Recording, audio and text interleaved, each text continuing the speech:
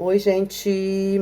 Eu prometi de fazer uma série de falar sobre alguns casos de atendimentos que eu já tive nesses anos de atendimento e vou seguir fazendo. Mais uma vez eu falo que qualquer nome que eu falar aqui será fictício, não será um nome real, até porque qualquer tipo de atendimento religioso é um segredo. Então, tudo que eu falar aqui, você pode saber uma história parecida, mas não é a sua história, né? É a minha história. Então, assim, hoje eu vou falar com muito cuidado, porque tem várias coisas que não pode ser falada no YouTube. Isso aconteceu, deve ter uns 10 anos atrás, acho que é menos de 10 anos. Deve ter uns 6 anos, 5 anos atrás no máximo. Eu atendia muito uma família inteira, então eu conhecia todo mundo da família e sabia dos problemas que a família tinha, tudo, porque a gente atende, se envolve com a vida das pessoas, né? E eu atendia há muito tempo essa família. De vez em quando até atendo pessoas de lá ainda. E o que aconteceu? Eu estou em casa e a pessoa que mais me procurou, que era uma mulher, ela me liga, apavorada, dizendo: Paulinho, preciso falar contigo urgente, posso ir, tu tem que jogar pra mim, tu precisa jogar pra mim. Eu disse: tá, eu vi o desespero dela, não quis perguntar por telefone. E disse: ah, vem agora, vem aqui que a gente conversa. E ela morava longe daqui de casa, daí ela, depois de um tempo, apareceu, muito preocupada, e falando do filho: não acredito que o meu filho fez isso, não acredito que o meu filho fez isso, não acredito que o meu filho fez isso, mas se ele fez, ele vai pagar, porque ele tem que pagar. E daí fui jogar, né? Senta, te acalma que eu vou jogar para você saber. Daí ela me contou a história, que a ex-nora dela, que no caso era a ex-mulher do filho dela, gente nova, a guria devia ter uns 22 anos e o guri 23, 24 no máximo. E que a guria tinha chamado ela porque a filha tinha a nenê, por isso que eu falo que é um caso delicado, que era uma criança e que ela alegava que o pai, que no caso seria o filho dessa minha amiga, tinha feito algum mal para essa criança. Não, é o que eu vou falar, vocês entendem muito bem, tinha feito algum mal. E a gente, quando vai jogar, ela me contou essa história, eu já fiquei preocupadíssima, eu conhecia o rapaz, até então era tudo bem, mas é homem. E de homem a gente já senta num búzio, senta numa carta já desconfiada, e foi assim que eu fui para a mesa do búzio jogar com ela, já culpando o rapaz. Já culpando o rapaz, eu disse que, meu Deus, eu vou ter que falar isso pra... A gente vê tanta coisa, né, gente? A gente vê tanta coisa pela televisão, a gente vê história, tanta história que a gente fica sabendo e que a gente mesmo atende muitas vezes, que a gente acha que é verdade que aconteceu. Aí eu fui jogar, a primeira coisa, bati o búzio, joguei, e a Oxin, não é mentira. Fiquei quieta. Tive que jogar 3 vezes a Oxum disse que não era verdade, que o rapaz não tinha feito nada. E que era para me ajudar.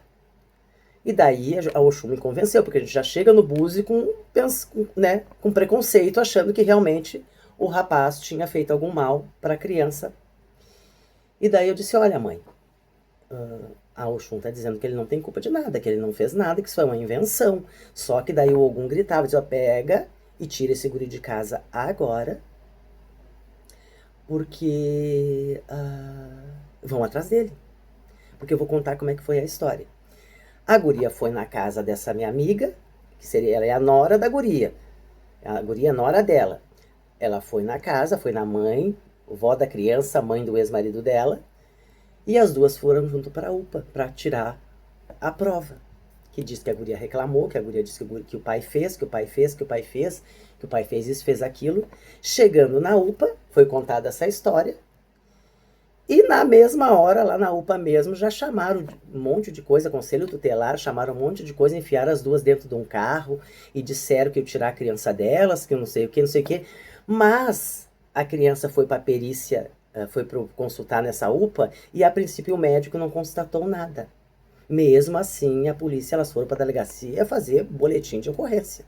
Fizeram boletim de ocorrência, foram ameaçados de tirar a criança, né, porque viram que era uma mãe e a ex-mulher.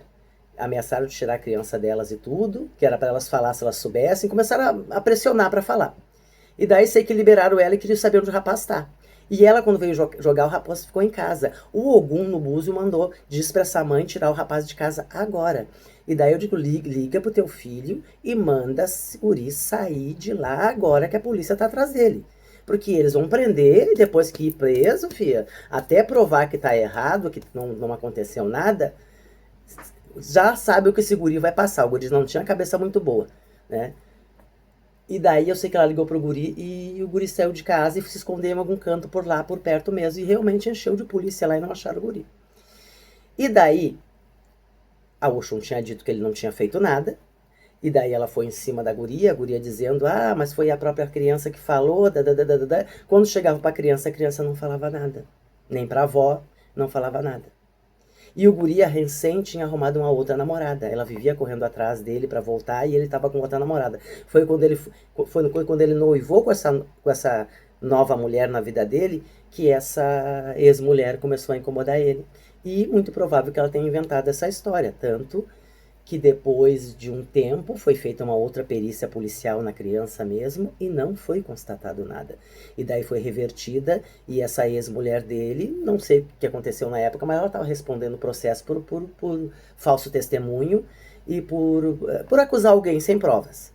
Por acusar alguém sem provas. E o guri, claro, foi aberto o processo no nome dele, obviamente, mas acabou não dando em nada porque não tinha provas e a guria acabou confessando que fez aquilo que fez porque estava com raiva dele, porque ele largou dela, deixou ela com uma criança e já estava noivo de outra mulher. Vê como é que são as coisas. Até eu, quando fui jogar o búzio, eu achava que ele era culpado, porque a gente tem esse preconceito, né, de homem. Ah, o homem deixa sei eu, uma mulher sozinha com um homem, pode acontecer alguma coisa, deixa uma criança sozinha com um homem, pode acontecer alguma coisa. Então isso serve de uma lição pra gente, porque é muita responsabilidade nossa que atendemos pessoas e jogamos búzio. Imagina, se ele realmente fosse culpado. E a mãe dele veio aqui jogar pra mim, e eu tenho que falar pra ela que ele é culpado. Mas se bem que ela disse, Paula, me fala a verdade, se ele é culpado eu quero que ele pague. A própria mãe tava com raiva do filho também. E eu também, porque achava que era verdade. Pra ver como que a gente tem preconceito, né? Então, assim, a gente que é de religião, que a gente que é mãe de santo, pai de santo, a gente tem que, se a gente é de religião, a gente tem que acreditar naquilo que a gente tem em casa, naquilo que foi feito, naquilo que o nosso pai de santo fez para nós, os santos que ele trouxe para nós. Então, eu sou assim, quando eu vou jogar para alguém, eu vou falar exatamente aquilo que o orixá me passar, ou nas cartas, seja o povo cigano, seja uma pombagira, que me passar. Eu não vou falar nada para agradar nem para desagradar. E isso serviu de lição para mim, para acreditar no orixá. Entendeu? Porque mesmo a Oxum dizendo 3 vezes para mim que o rapaz não tinha culpa, que ele não tinha feito nada, eu ainda quis debater com a Oxum. Perguntei 3 vezes para ela. Entendeu? E a Oxum provou que ela tinha razão. Tanto que foi, obviamente, foi aberto o processo, mas foi arquivado porque não tinha prova de nada e depois foi revertido o processo contra a guria, a mãe da criança, porque ela mesma confessou que tinha feito numa hora de raiva, entendeu? Então, gente, esse é mais um caso que aconteceu, é um casinho um pouquinho meio pesado, tem que cuidar o que fala aqui no YouTube, porque tem a ver com criança, né, ok? Mas aqui saiu tudo certo e eu espero que eu tenha falado palavras que não sejam ofensivas para ninguém.